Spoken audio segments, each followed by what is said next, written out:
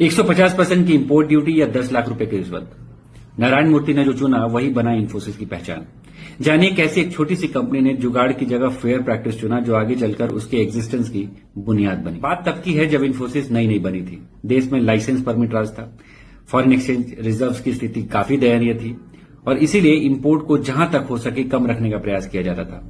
इसी वजह से कई गुड्स पर इंपोर्ट ड्यूटी काफी हैवी। इन्फोसिस सॉफ्टवेयर बनाने वाली कंपनी थी। काम के लिए कंपनी को नए कंप्यूटर्स बाहर से मंगाने पड़ते थे और कंप्यूटर्स पे इंपोर्ट ड्यूटी था 150%।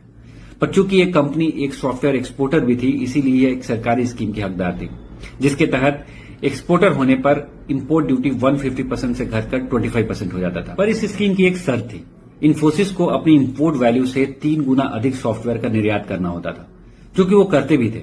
उन्हें इलेक्ट्रॉनिक विभाग से इस संबंध में सर्टिफिकेशन भी मिलता था, जो उन्हें ड्यूटी में कमी के लिए हकदार बना। लेकिन जब कंपनी ने इस स्कीम का लाभ उठाने के लिए अप्लाई किया तो वहां के एक अधिकारी से पता चला है कि बिना रिश्वत के यह काम नहीं हो सकता।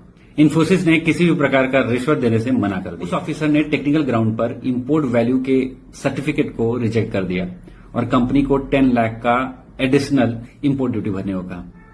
अधिकारी के फैसले को चुनौती दी जा सकती थी, पर वो 10 लाख के अतिरिक्त शुल्क को भरने के बाद ही संभव था। एक छोटी कंपनी होने के बावजूद इन्फोसिस ने रिश्वत देने के बजाय कहीं भारी नाजायज शुल्क भरना बेहतर समझा और अपील करने का फैसला लिया।